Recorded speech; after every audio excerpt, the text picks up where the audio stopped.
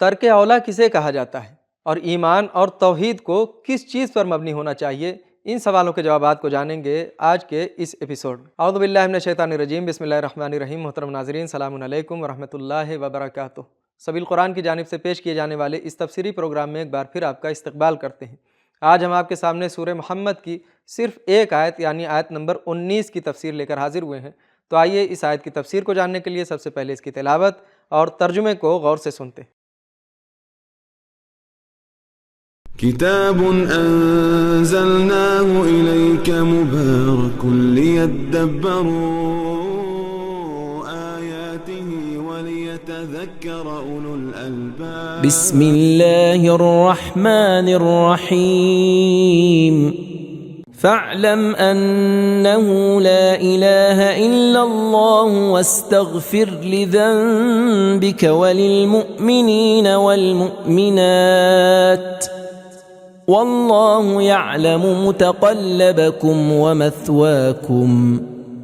تو سمجھ لو کہ خدا کے سوا کوئی معبود نہیں، اور ہم سے اپنے اور ایماندار مردوں اور ایماندار عورتوں کے گناہوں کی معافی مانگتے رہو، اور خدا تمہارے چلنے پھرنے اور ٹھہرنے سے خوب واقف ہے۔ آیت نمبر 19 کی بہترین تلاوت اور اس کا ترجمہ سن لینے کے بعد اب آئیے اس آیت کے نکات کو بھی غور سے سن لیتے ہیں۔ کتاب انزلناه الیک مبارک لیدبروا۔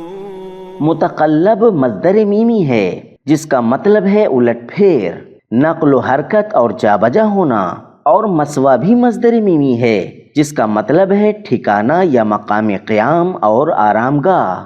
سورہ غافر کی آیت نمبر 55 میں بھی یہی جملہ وَاسْتَغْفِرْ لِذَنْبِكَ آیا ہے۔ چونکہ انبیاء معصوم ہوتے ہیں اور گناہ سے پاک ہوتے ہیں، اس لیے ان کا استغفار اور بخشش طلب کرنا مندرجہ ذیل وجوہات کے تحت ہوتا ہے۔ الف، استغفار بذات خود عبادت ہے چاہے گناہ نہ بھی ہو۔ ب، ترک اولا پر استغفار، یعنی ایسا عمل جو گناہ تو نہ ہو لیکن نبی کے مقام کے لحاظ سے بہتر تھا کہ نہ کرتے۔ جیم، استغفار لوگوں کے لیے ایک طریقہ اور سنت بن جائے۔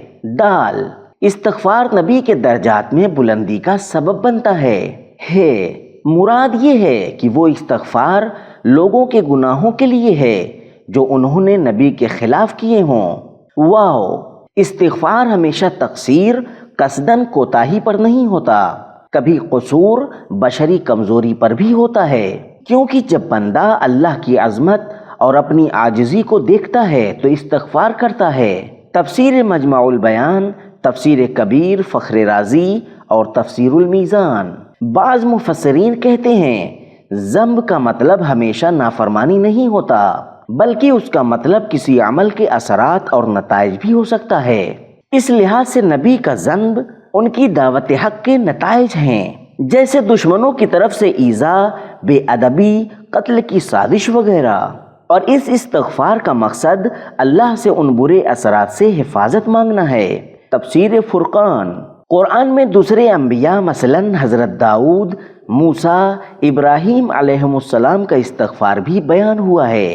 بزرگوں کا دوسروں کے لیے استغفار بھی قرآن میں کئی جگہ آیا ہے، جیسے حضرت ابراہیم کا اپنے والدین اور مومنوں کے لیے سورہ ابراہیم آیت نمبر 41، اور اپنے چچا کے لیے بھی سورہ شعراء آیت نمبر 86، حضرت یعقوب کا اپنے بیٹوں کے لیے سورہ یوسف آیت نمبر 98، حضرت موسیٰ کا اپنے بھائی کے لیے سورہ اعراف آیت نمبر 151، اور فرشتوں کا انسانوں کے لیے استغفار سورہ شورى آیت نمبر 5 اور سورہ غافر آیت نمبر 7۔ اسی طرح اس آیت میں نبی اکرم صلی اللہ علیہ وآلہ وسلم کا مومن مردوں اور عورتوں کے لیے استغفار ہے، جو شفاعت کی ایک صورت ہے۔ نکات کو سن لینے کے بعد اب آئیے دیکھتے ہیں کہ سورہ محمد کی آیت نمبر 19 ہمیں کیا پیغامات دیتی ہے۔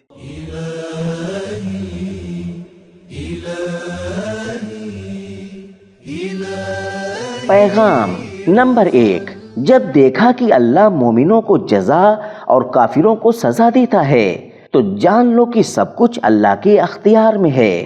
نمبر 2، ایمان اور توحید علم و شعور پر مبنی ہونا چاہیے۔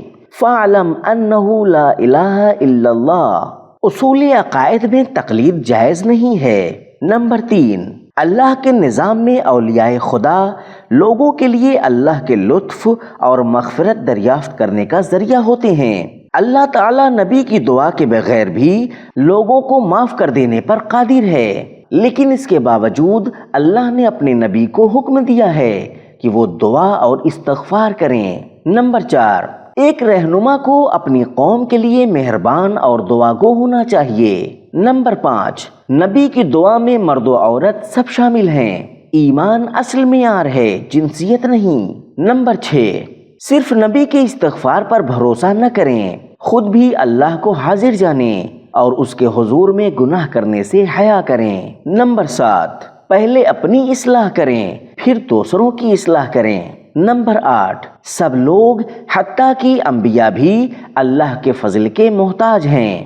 نمبر 9، اللہ چاہتا ہے کہ بندے بخشے جائیں، اسی لیے نبی کو حکم دیتا ہے کہ ان کے لیے استغفار کریں۔ نمبر 10، اللہ کا علم ہر حال پر محیط ہے، اس لیے بندہ اپنی لغزشوں پر نادم ہو کر استغفار کرے۔